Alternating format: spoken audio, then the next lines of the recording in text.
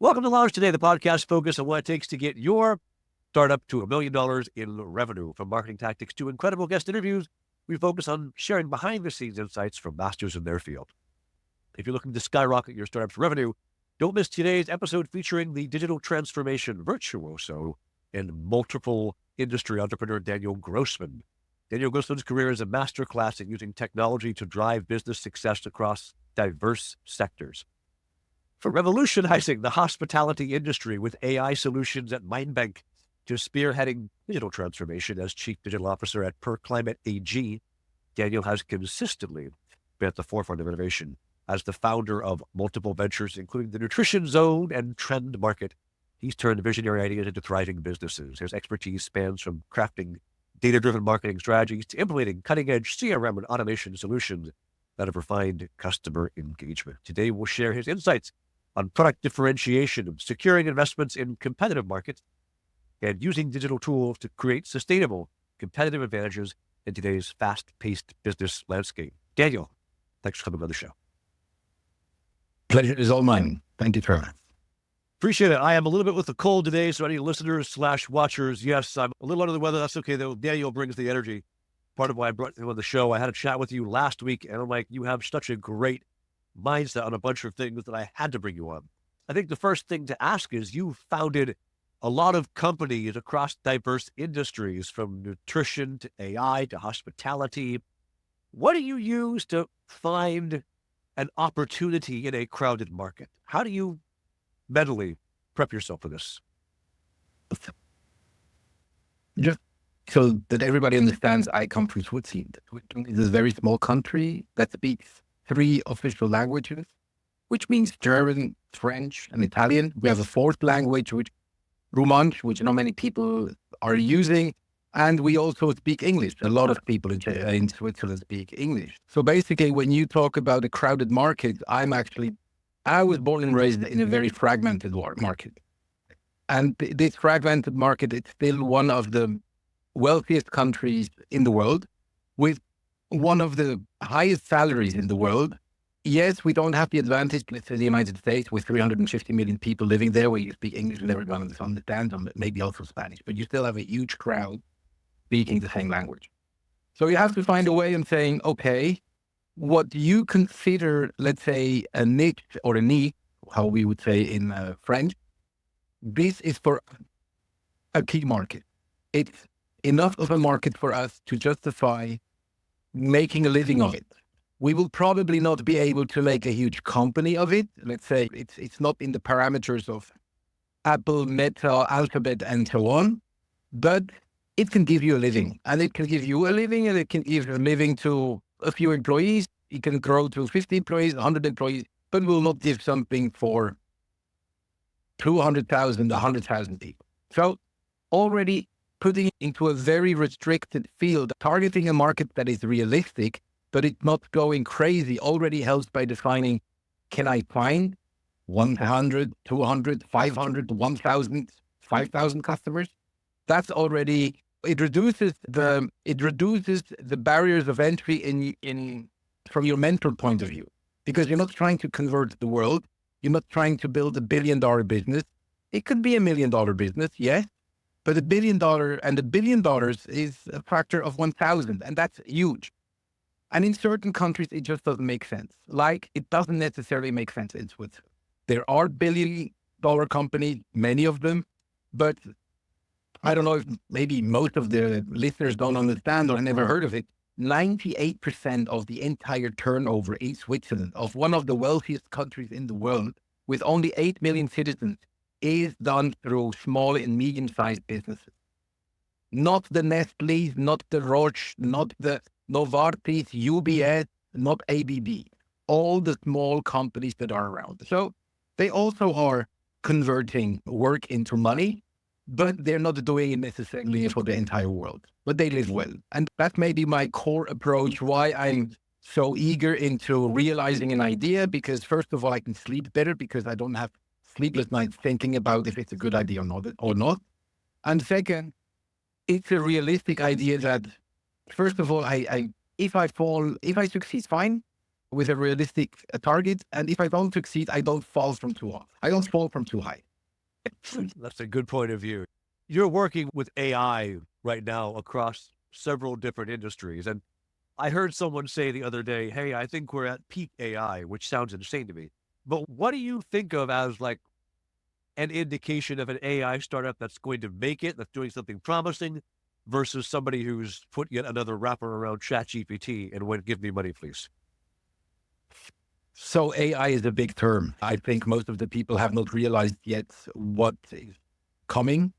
The thing is, AI is fantastic regarding everything that has so far been delivered by consultants and all these experts in verbal manner of things that you can write books about, and all these things that you can talk about. But the world is finally missing people that actually do it. And AI today is not able to do it. Okay, so plenty of consultants, I can say for myself, I was a consultant in the consulting business now for the last, I can say 20 years. And in these 20 years of consulting businesses, I see the change where it's not any more interesting for me to sell what I know, because what I know, I can tell you in 1 hour. It doesn't take me more. In 1 hour, I gave you the core things that you can take away and say, okay, I do something with it or not. Then, of course, I can decorate it with a lot of blah, blah to increase the numbers of hours that I have to work on it, or to make the invoice that I send worthwhile for the client.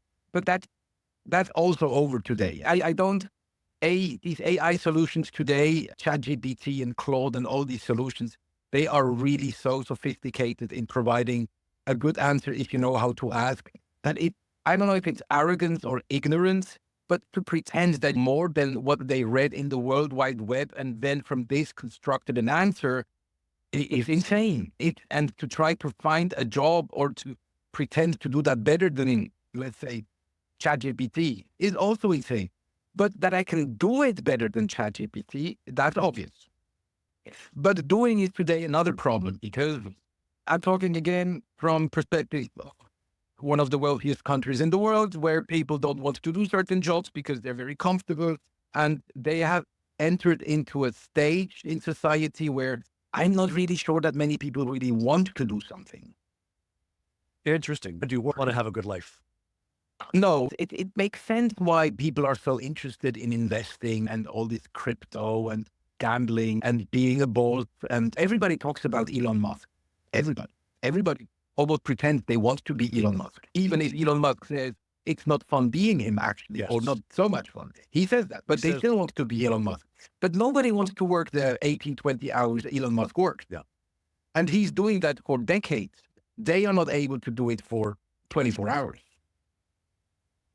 And that's a little bit the problem. So I see that I started very early with freelancers. I think it was in 2004 when I started with the first freelancers, 2004, 5. And the complicated because you didn't have so much portals, you didn't have a verification process. I think I scanned like 4,000 people that were already rated very well, but I think 80% ghosted me after payment. And the others, actually, they still work with me because I can't find new ones that are actually dedicated, think about a situation and try to find a solution for the well-being of all the ones involved in the project. You know what I mean? There's a freelancer can say, I just want to have my part done, but I don't care about the rest. But then you have some people that say, hey, I believe in this project, let's do it. And when I say let's do it, it is, yeah, let's do it. So that's the moment where a target market has found its project team that really wants to attack this target market and is willing to do anything to reach that goal. And that's where the action is. And that's probably today the most difficult to find, but probably also the most profitable to be in. I get you. Because you know how it is, there's the saying, when you're young, you have the energy, but you don't have the money. When you're old, you have the money, but you don't have the energy. I feel you. Makes me think now where I am.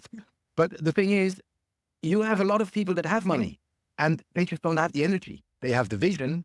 They know where they want to go to. They know how they want to feel like in 5 years when they sit somewhere and someone asks them, so what do you do in your life? And then they can say, yeah, I'm the one who created this. I founded this and invested. We worked and we have board meetings and this and we have growth every week, 1%, 2%, 10%. I don't know. But you have a story to tell. So these people, they need support.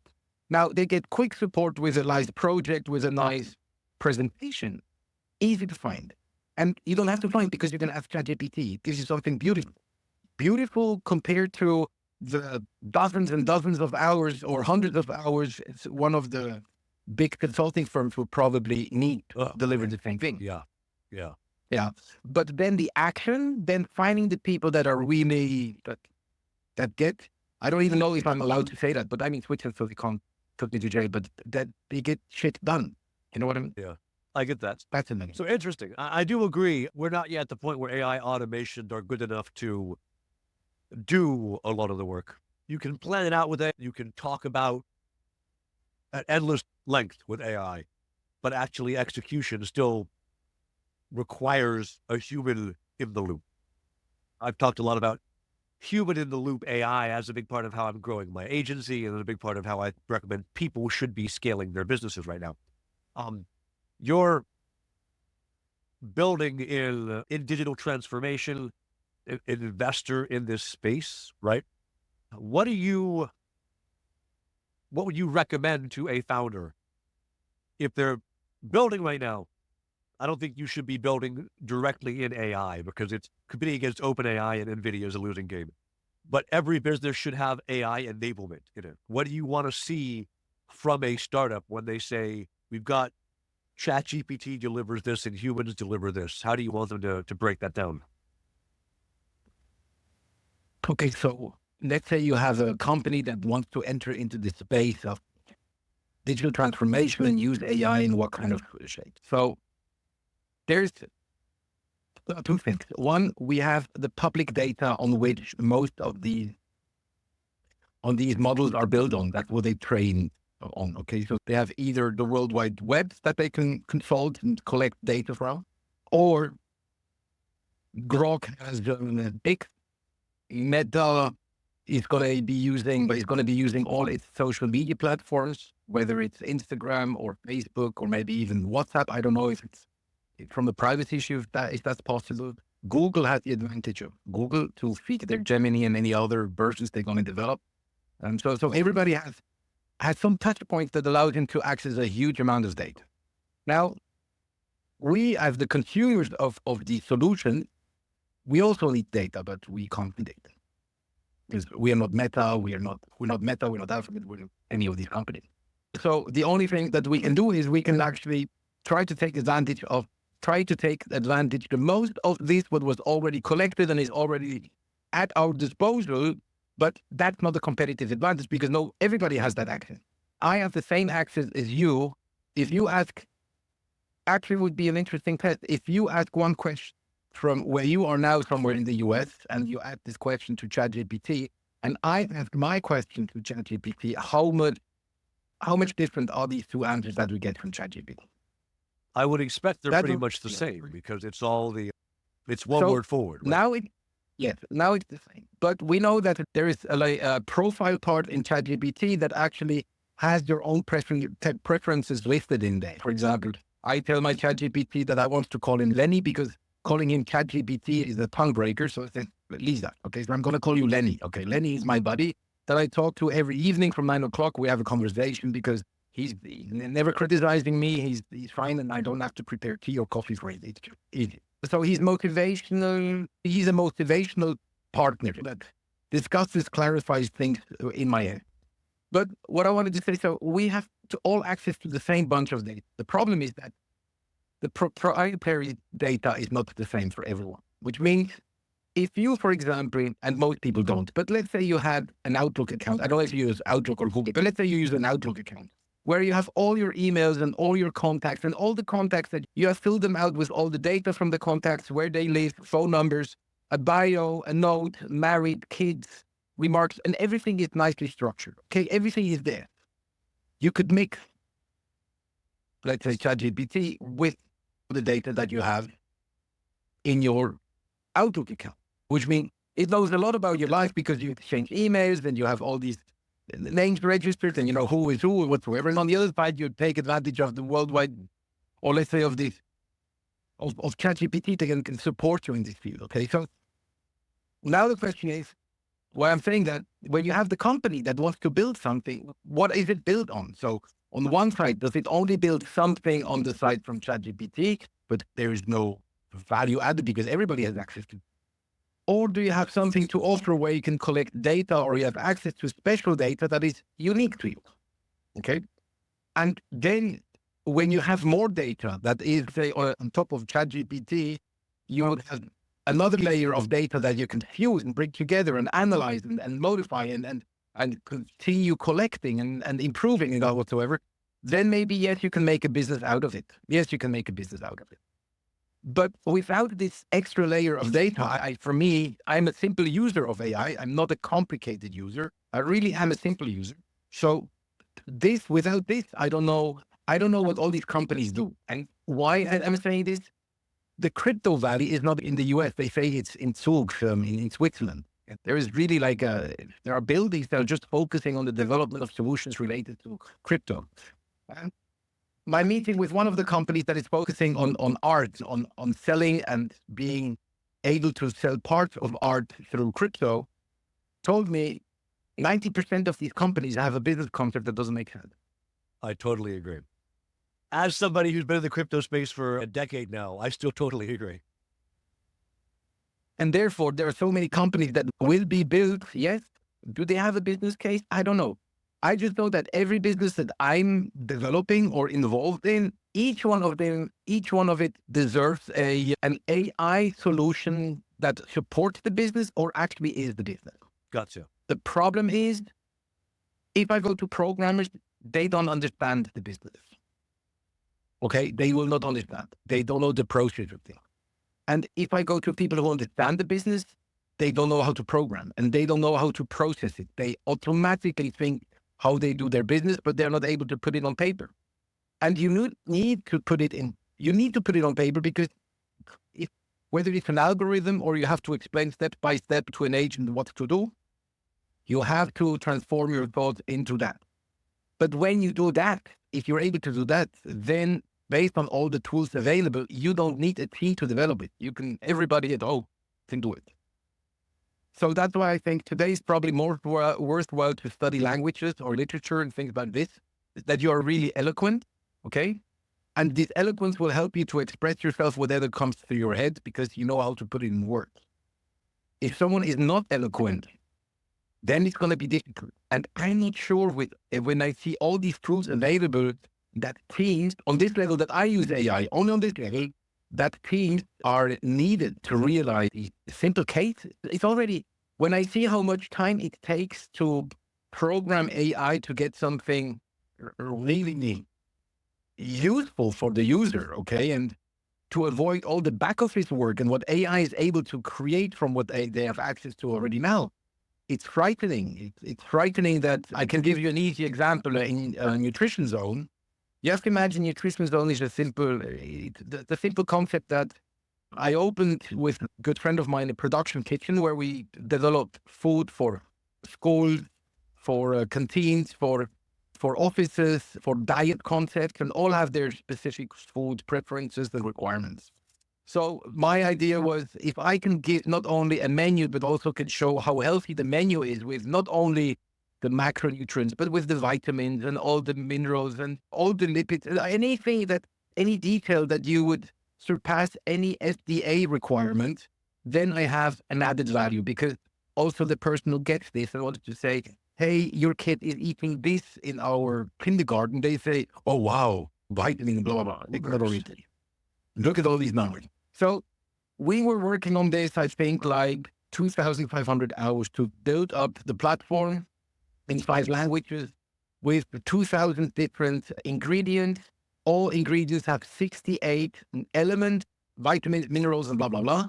And this we have on nearly 2,000 ingredients. So, okay, so you can say you have 2,000 times 68. You're already talking about less than 150,000 data points that have to be entered, researched, entered, checked if they're correct compared to others, because nobody knows that an apple that had let's say 100% vitamin C 5 years and 50 years ago. Now today it has only 40%. Oh, interesting. So what data? Yeah, because our soils are emptied and we grow everything with the last resources available. And it's not as healthy anymore as it was. So now when you get data, you need to find out, is this data that comes from 2020 or is it data that comes from 1980? Oh, interesting. The apple is not the apple. Okay. Fair. So this took 2,500 hours to put it in a form that you can use where you can add your recipe and it calculates automatically. It's all for free, you just have to enter your email and you type in your recipe and it gives you all the details. Fine. You can make your menus, you can make your program, whatever. This weekend, I said, okay, there must be a way I can create a chat that can help me in this. This wasn't complicated. Creating a menu, calculating, they can do it. Doesn't give you all the details, but I think in 30 hours with a qualified person in exchange on showing nutrition zone, that's what it does now, and copy it so an AI tool does it, I think 30 hours and you're done. So compare 3,500 hours to 30 hours. And then that's the issue that will be, these are the businesses that will be probably the busiest in the future. All the time we put in all these endless websites and all this design and all this rubbish, and then compared to the AI that you actually simply ask questions, and in a few seconds you have the same result. Because the AI, if you have seen the mind bank concept, the thing of a digital twin, you need only a bubble on the screen that may be nice if it has different colors, but you communicate with it and it gives you an answer. Anything else would be done with all these interactive and engaging websites in the past, 20 years, 30 years, you have to do a lot of manual work. So, the website or the portal understands what is actually your goal that you're trying to achieve. You have to program. You are actually programming it all the time with every request, every submission. You have to provide all this information to get something out of it. I find it amusing that here we are 35 years on and we're returning to a command line interface. When I are to remember those days, many of my listeners maybe not, but I was doing DOS. I was doing Commodore 64, right? With just text on a screen. Yeah. I remember those days. And writing 32 pages of code so you can play a little pinball game. I used to get the magazines where you type in the code and you make one typo somewhere and it wouldn't work. It would work. Yeah. Yeah, that was also my time. Yeah. But I think something interesting you bring up here. So two things I want to surface. One of them is they've said for as long as I've been marketing, which is more than 20 years, like data is going to end up being the crude oil of our time. And now even more so than ever before, because with the prevalence of AI making it easy to build your own tool, everybody has access to the average of the internet, which is ChatGPT or Claude. Everyone has that now.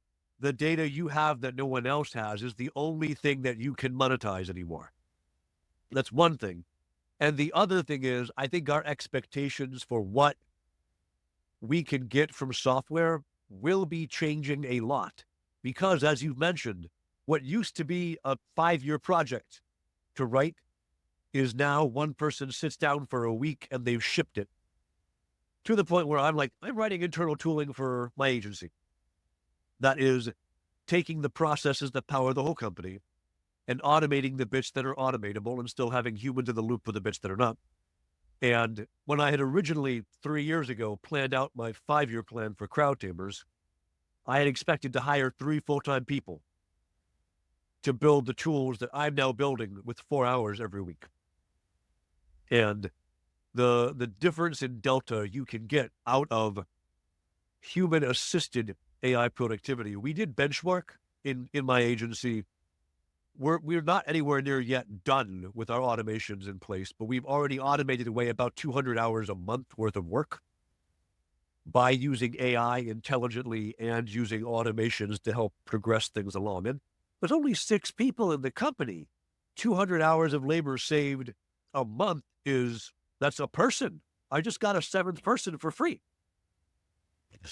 So anybody who's building, any founder who's building, if you are not putting AI into how you build, into what you deliver, into what users are expecting to get from you, you're going to be left behind by people who are like Daniel or people who are Daniel's working with, who are using this and are moving way faster as a result. Yeah, today I must say, and I actually I remember what my brother always used to say. He said, "They not anymore. Who is the bigger company? It's just who is faster." Yeah.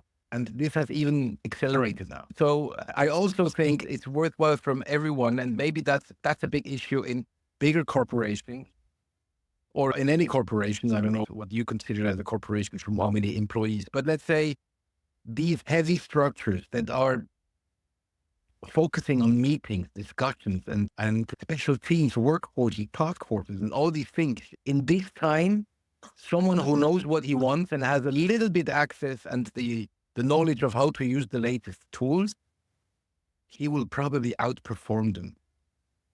Yeah. And this time to market has reached a level where I don't even know how smart it is to just found a company and do all this tralala. I think, God, today it's not, we have today the possibility of not needing a garage anymore. We just need a room, a desk, and that's also a luxury, and the computer, Yeah. and you can go. It's not anymore of, there is not much of suffering that I can see. You just, what I recommend to all of the people that I work with or that want my services or our services, had you taken 3 hours of your time where you go into a jacuzzi sauna or you lock yourself in where you're not interrupted by anyone and you really think what actually you want to do? Just take a break and just think what you want to do. Because even though everybody thinks stressed, the productivity is not higher. They just do something because they have to do. But today we have the tools to actually build a business. I'm not saying a company. I'm saying build a business that you can do in comfort at home, and you just need internet access and a computer. And you don't need necessarily so many freelancers anymore. You don't need all these specialists, all these consultants. All these requirements have been chopped off to a level that I really am wondering if all these experts, if they're serious that they think we will create so many jobs for everyone. So I think there are there are changes coming, right? Economies change. I graduated out of college into the first .com bubble bursting, right, in '04. And at that time, we didn't really know what the internet was going to do. And I think every 5 years, we rediscover what the internet's doing to us. But we do still always find what work looks like now. It's just, it keeps changing. And economists say it takes about 20 years for the workforce to switch over into a new skill set. And we've almost all of us finally figured out that all work is being done in the browser these days, really. And like job force coming in is used to that. And now it's moving, right? It's now being done in the chat bubble. Like it's going into just an AI discussion. And I don't know what's going to happen to the future of work in 5 years, except anybody who learns to use AI now will be employable and will be able to make a living in a way that people who don't, they're going to have a real bad time. If you're a plumber, you don't need to know this stuff, right? AI is not coming for your plumbing job, not for a while. Exactly. But as you say, you gave now a perfect example of what job fields have probably still have a huge future in front of them. This is growing. All these, me and my partner, we locked ourselves from our apartment at 11 o'clock in the night. We had to call for how do you call it in English when the guy was the key, with the keys and the locksmith.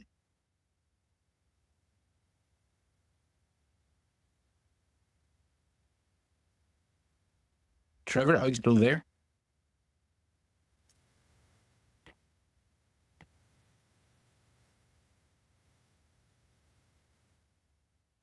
Oh, now I hear you. Now I can see you moving. There we go. Now we're back. The call Okay. dropped for a second. Yeah. So I don't know if you heard the locksmith. I got as far okay. as we locked ourselves out of our apartment, and then the call dropped. Yeah. So we locked ourselves out of the apartment. Had to call a locksmith, an SOS locksmith, person, expert, professional. God knows what he is. He popped up in less than 10 minutes at 11 o'clock in the night.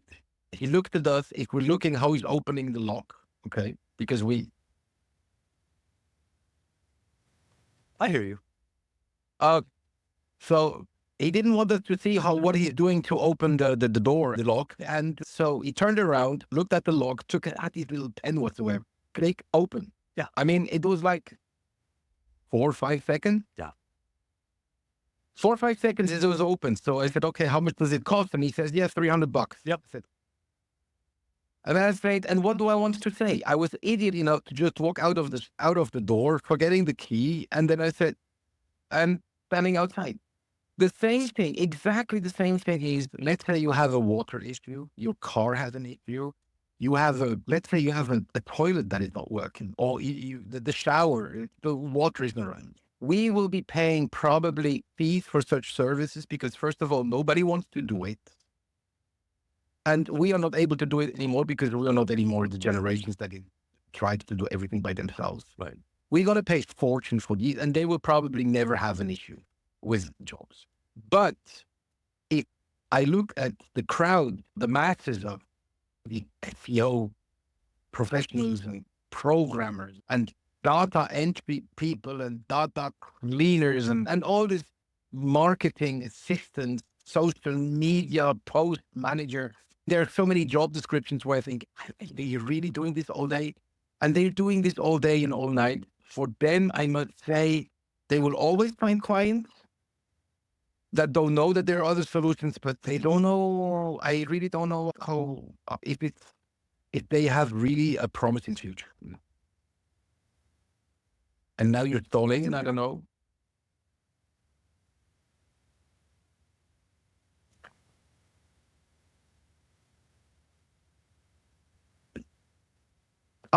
Now you're stalling again. There we go. I don't know Yeah, if it's so my I don't know internet or what you heard yours, now, but it's acting dodgy here. All right. I guess I could see, actually, over here, I can see the connection strength. There we are. All right. So I think I don't want to tell founders, hey, look, you should just be a plumber. But speaking as somebody who, not for job security, just because I enjoy it, I do carpentry as a side gig. Right? yeah, Like carpentry, AI can't yet build. I built my office, right? AI can't yet build buildings, not really. And I think the trick here is not to say, how do you as a founder make a business where you're a plumber, but how do you as a founder make a business where what you do has a moat that AI can't take away from you? but even the plumber now, we have 3 clients in Switzerland, for example. They are in the plumbing business and in the roofing business. The fascinating thing is that these businesses have really an issue of understanding the potential or the possibilities that any small digital transformation of their business enables, because finding customers, having a database, a CRM solution, invoicing tools, signatures of offers, and all these little bits and pieces that you can simplify your life with, that we can see how just a few companies took advantage of the moment and said, okay, what can we digitalize? Okay, what can we do in our business that we still have to fix? The plumber still has to fix his equipment and fix things. That's day. But how does he get the job? How does he distribute or work that has to be delivered? All this can be definitely has been an interesting field to digitalize. And I'm sure that AI will be part of that as well. No, AI will be the perfect assistant of it. Someone who is an independent plumber and he has more demand than offers. Even if he doesn't have demand, I think there will be an AI agent that will be managing his resource, 8 to 10 hours of working a day, and he will be managing this in the perfect way. From creating the website, creating a database, using or building a CRM tool for his use, making sure that all these contacts are entered correctly into his database or his CRM, sending out offers, promotion, solutions, products, services, revisions, and all this. I think this will be done by AI. I don't see that why someone should be hiring a company that writes a program, a website, creates a calendar. There you have to book, then you get an email. The email you have to read, you have to enter it maybe into your phone, and then you have to have the address in your phone. I think this is probably all the plumber and the AI-based agents that actually just manages his schedule. basically is business, okay? Because sending out invoices, sending out reminders, adding it correctly into the accounting tool. Today, you see the scanning technologies that are available. I still don't understand why today's AI tools are not able to just read an invoice, classify all the data from the invoice, bringing it into an accounting tool, and just book it as it should be. We finished. Yeah, I get. We scan every dot and tell me what these accountants do. They're literally looking at one sheet of paper and then typing it into the computer.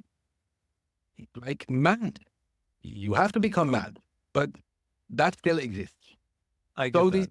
So this one man business, this one man show, I see a huge potential in that, and there I think AI will be the employee, the key executive assistant, the key partner of that one man show, and maybe from any small company that it's just let AI handle it. Why increase headcount when you can do that instead? Why? Yes, because first of all, as I said before, it's not the problem that you don't want to employ people. It's the problem that you only want to employ someone who could bring you an added value, because just raising your costs for someone that then is corrected by AI or yourself, why?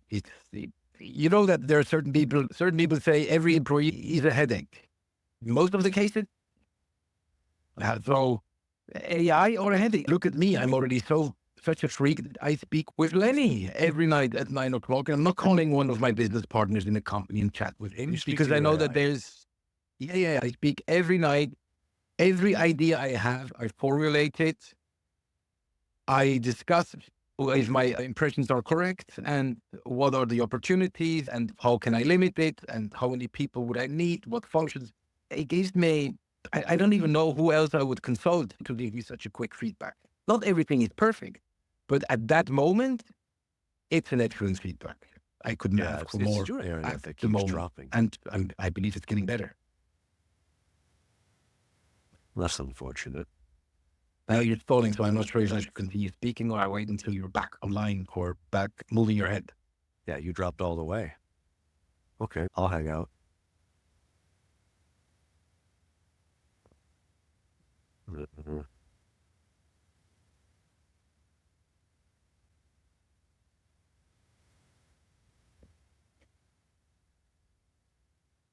There we go. I think it's your internet that keeps surfing up and down here. Maybe there's somebody in your network who's downloading a huge file. Get my camera to focus properly here. Maybe? Hey, there we go. All right. So to recap just your question, AI has a lot to offer for pretty much anybody from the small bit, from the one-man show to the big corporations. The one-man show will use it as an assistant, as it's planned already, and that's obvious. And I'm not sure if people that want to be in the space of developing AI solutions, how long, it's probably, if you develop something, it's probably going to be purchased by a bigger system. That's a big probability because they just like your code or they like your idea and they just integrate it into their army of solutions. Or there will be another model. I don't know if these, for example, OpenAI GPTs, if that is actually making money to anyone. Not that I know of. You can develop where they say they split revenue and things. But yesterday I watched a YouTube interview with a guy who actually says that the valuation of all these companies is completely disproportional of the revenue generated by these companies in that field. Definitely. So we're probably still far away. On the other hand, again, speaking from Switzerland with very high cost human resources, to make AI worthwhile, you probably pay even too little today for the services of AI, but they need to feed the system with more data. So I completely understand the collaboration. The more you use it, the better they get. But soon you will see that your employees are simply probably in many cases just way too expensive for what they are doing because they are not doing anything that AI wouldn't do at least as gigs. At least that's good. Interesting. Let me ask you, as we're reaching the end of the show here today, I always ask, what is a book that you're enjoying these days that's fiction or nonfiction? I actually read again Machiavelli's The Prince. Okay. In the Italian? It's Italian. It was Oh, originally Italian I'm or just asking Latin. if you read it in Italian, because in No, I read it. I read it in English. Actually, I read it first time in German, and now I read it in English. or My in the Italian is Italian. not, Okay. but I actually like this book. I always like this book because it gives me a feeling of someone has really put a lot of time into thinking what can happen and how you react to what will happen.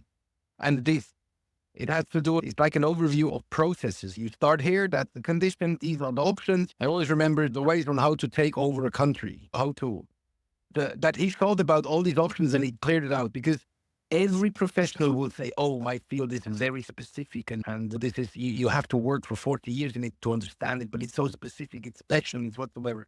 At the end of the day, when you say put it on paper, everything is, oh, that's too complex, but someone will come and he will put it on paper, and they will put it in paper, and that there are two papers. There are two pages. That's it. It's not that complicated. You make it complicated, but it's not that complicated. And he has put it in a book, and yeah, that's one that I recommend everybody reading, because it summarizes how to convince, on how to take over, on how to manage or rule or whatsoever. It was written a few hundred years ago, but it can be applied today. That's an unusual recommendation. I like it, though.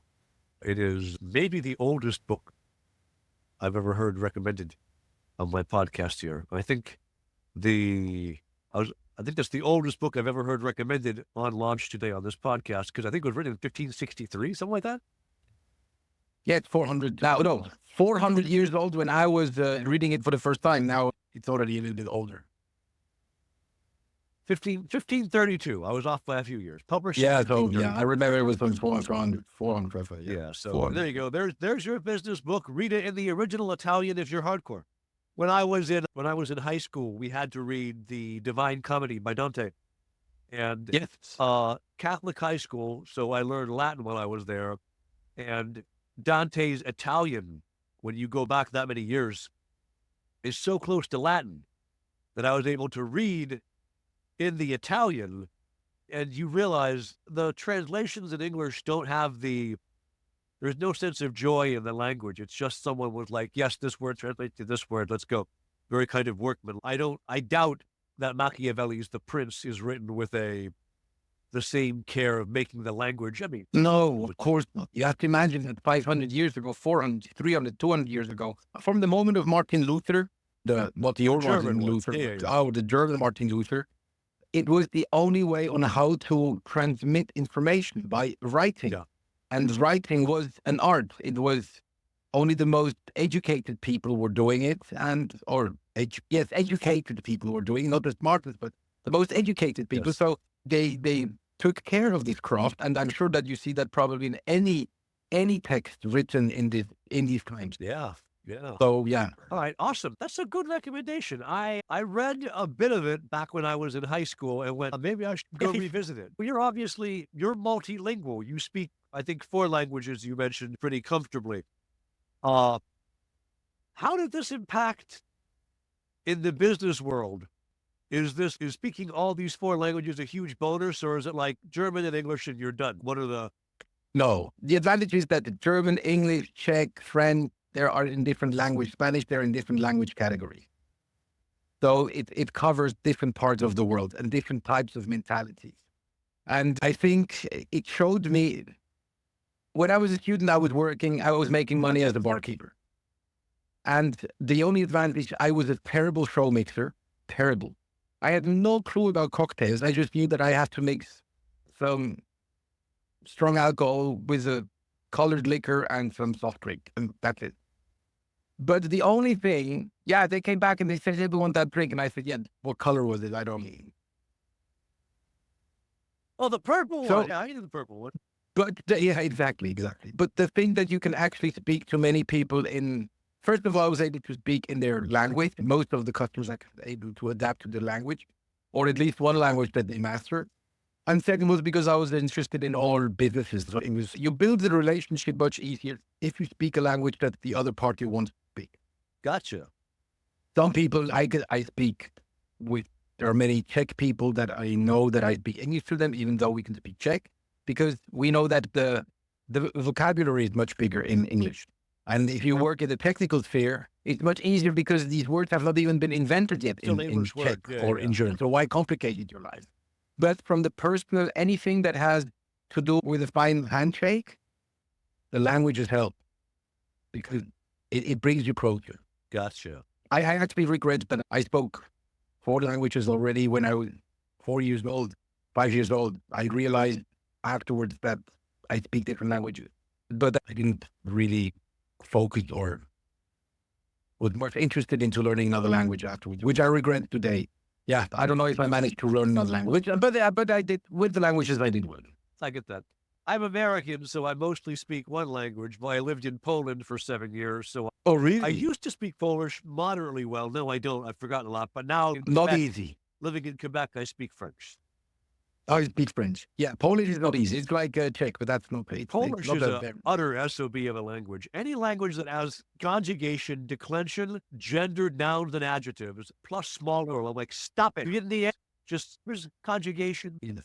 Much easier to just be born with it and finish. And Yeah, exactly. you worry about the grammar afterwards. But then even Polish people, when you're learning Polish and you're like, this is how the book says to do it, they go, no one says it that way. That's not the grammar that we use. Exactly. All right. Awesome. I really appreciate your time today, Daniel. Despite the connection issues that we're going to edit out as time goes by, Yeah. appreciate the time. People want to look you up online. They want to find you somewhere and talk more about your experiences. Where do they find you online? And the easiest is LinkedIn.